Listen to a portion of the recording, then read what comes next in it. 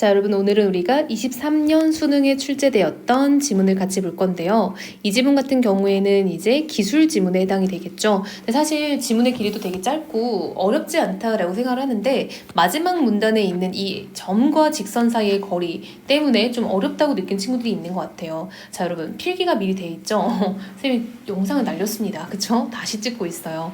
자, 두 번째니까 더 잘 설명할 수 있겠네요. 아주 럭키비키입니다. 그쵸? 자, 한번 같이 읽어볼게요.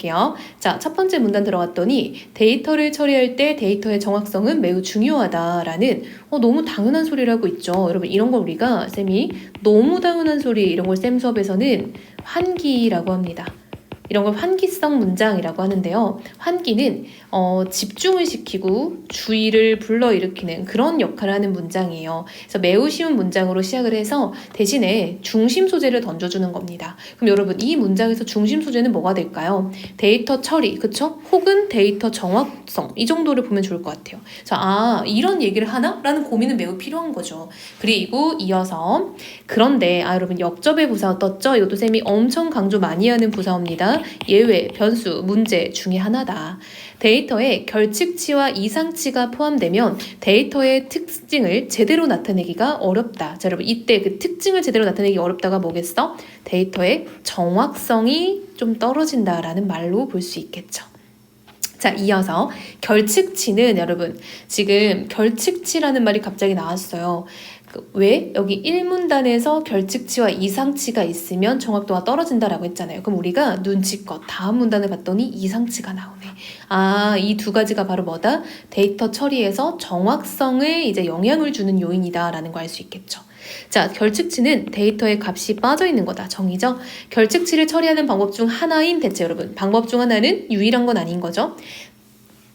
다른 값으로 결측치를 채우는 것인데 여러분 이게 바로 대체의 정의인 거죠. 다른 값으로 대체한다. 다른 값으로 채운다. 정의입니다. 대체하는 값으로는 평균, 중앙값, 최빈값을 많이 사용한다. 세 가지의 방법이 있어요. 평균값, 중앙값, 최빈값. 근데 여러분 바로 설명은 중앙값으로 들어가죠. 왜? 평균은 우리가 흔히 잘 아는 거니까 설명을 안 하고 넘어가는 것 같아요.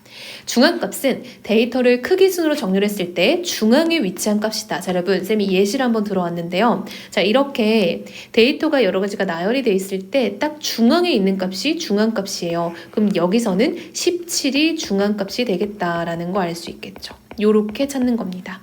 왼쪽에 3개, 오른쪽에 3개 이렇게 되는 거죠. 자, 이어서 마저 읽어볼게요.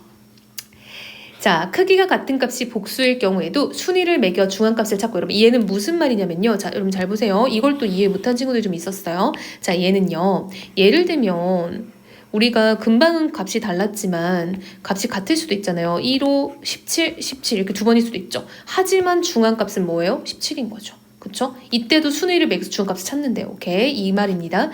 데이터의 개수가 짝수이면 중앙에 있는 두 값의 평균이 중앙값이래요. 여러분 자, 여기는 지금 7개니까 홀수였으니까 문제가 없어요. 근데 예를 들면은 얘를 지워서 자, 이걸 쌤이 홀수로 바꿔볼게요. 나눠야 되니까. 자, 요렇게 하면 여러분 짝수죠. 총 6개죠. 그럼 이거 중앙값이 없잖아요. 그럼 어떻게 한다? 여기 있는 값과 여기 있는 값을 더해서 평균값을 구하는 거죠. 그쵸? 그럼 17 더하기 35를 2로 나눈 값 이렇게 하면 되겠죠. 그쵸? 그럼 얘는 뭐겠어요? 그럼 얘는 위에가 52고 아래는 2죠. 그쵸? 그러면은 얘는 26 이렇게 하면 되겠죠? 그쵸? 그래서 이때는 중앙값이 26이 된다. 이렇게 보면 좋겠네요. 또, 자 이제 두 번째 얘기입니다. 최빈값이라는 건 데이터에 가장 많이 나타나는 값, 즉 정의죠. 빈도를 말하는 겁니다. 일반적으로 데이터 값이 연속적인 수치면 평균을 쓰고요. 석차처럼 순위가 있으면 중앙값을 쓰고요. 직업과 같이 문자가 있을 때는 최빈값으로 결측치를 대체하는 게 가장 좋대요. 오케이. 두 번째, 이상치는 그쵸? 당연히 나와야죠. 이상치는 데이터의 다른 값에 비해 유달리 크거나 작은 값으로 이상한 값이네요. 데이터를 수집할 때 측정 오류 등에 의해 주로 생긴다. 근데 여러분 주로라는 말이 나온 것 보니까 꼭 그런 것도 아닌 거예요. 정상적인 데이터라도 데이터의 특징을 왜곡하는 데이터 값이 있을 수 있대요. 예를 들어 예시 데이터가 어떤 프로 선수들의 연봉이고 그중 한 명의 연봉이 유달리 많다면 이상치가 포함된 데이터에 해당한다. 여러분 이런 느낌입니다. 우리가 조사를 할 건데 93년생 용산구에 거주하는 여성들의 연봉을 조사를 할 거예요. 그래서 막 조사를 해봤더니 아이유가 93년생인데 용산에 사는 여자인 거죠. 아이유는 연봉이 100억이 넘잖아요. 그쵸? 그러면 이건 이상치가 되는 거예요. 하지만 측정 오류야 아니야? 아니죠. 그쵸? 얘는 측정이 잘 된 값, 즉 측정 오류가 아님에도 불구하고 이상치일 수 있죠. 왜? 유달리 큰 값이잖아요. 그쵸? 자, 이런 데이터의 특징을 하나의 수치로 나타내는 경우 대표값으로 평균보다 중앙값을 쓰는 게 좋대요. 그렇죠, 여러분? 우리가 아이유의 100억이라는 이상치를 포함해서 이거를 이제 어떤 결과치를 낸다면 조금 말이 안 되는 게 나올 거 아니에요. 그렇죠? 아이유 때문에 여성들의 소득이 뻥튀기 될 거 아닙니까? 그렇죠? 자, 평면상에 있는 점들의 위치를 나타내는 데이터에서도 이상치를 발견할 수 있대요.